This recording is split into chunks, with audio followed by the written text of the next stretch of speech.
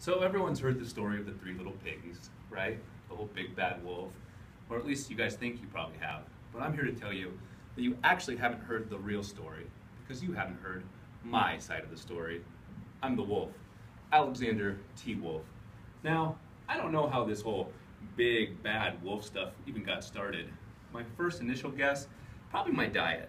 But is it really my fault that my species likes to eat cute, cuddly animals like bunnies and sheep?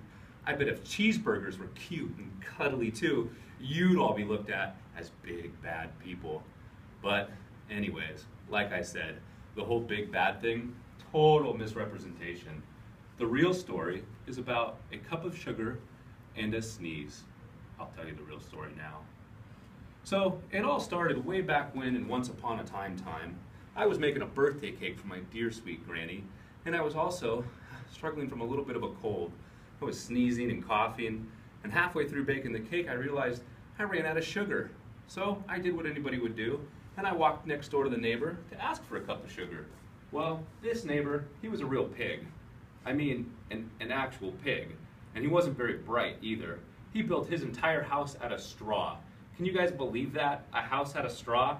Well, anyways, I walked up and I knocked on the door, and it fell right over. Now, I'm not a rude wolf, and I don't like to go into other people's houses unannounced or uninvited, so I called out, little pig, is anybody home?" No answer. So I was just getting ready to walk away when all of a sudden a great sneeze came over me. I huffed, and I puffed, and achoo! I sneezed a great sneeze and accidentally blew the entire house over. Now, there in the wreckage in the middle was a dead pig. He'd been there the whole time. I gotta be honest, I hadn't had lunch yet, and that pig just looked so dang delicious. So I did what any wolf would do, and I had lunch. It was good too.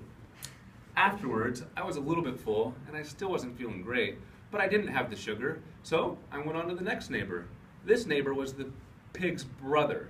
He was a little bit smarter, but not much, because he had built his houses out of sticks. So again, I walked up to the door, and I knocked, and again, no answer. So I waited, and I knocked again, and this time I called out, little pig, is anybody home?" And you know what he responded with? "Go away, I'm plucking the hairs on my chinny chin. So I don't want to be rude, and when I'm not welcome, I know when to leave. So again, I went to walk away, and once again, can you believe it? A sneeze came over me, and I huffed, and I puffed, and I achoo! Again, accidentally blew the house over. And once again, in the wreckage and the remnants in the middle was a dead pig. Now, I had already eaten lunch, I get that, so I wasn't super hungry, but everybody knows that if you leave a pig out, it spoils. And I am a responsible wolf, and I like to do the right thing, so I did what any responsible wolf would do, and I forced myself to eat a second lunch. Now I was pretty full, and I was pretty tired, but my sweet granny needed that birthday cake, and I still didn't have sugar. So I trekked on to the third house. Now, the third house was the oldest brother of the three pigs, and he must have been the brains of the operation because he built his house out of solid bricks. So I walked up and once again, knock, knock, knock, and called out, "Little pig, are you home?" No answer. So this time I thought maybe I should give a little bit more info. "Little pig, it's your neighbor, it's the wolf, and I'm trying to make a birthday cake for my dear sweet nanny. Can I please borrow a cup of sugar?" You know what that little rude porker responded with? He said, "Go away, wolf, and you and your granny can both put a pin in it." Now, I'm usually a pretty calm and collected wolf, but when someone talks bad about my granny, I get a little crazy and a little violent.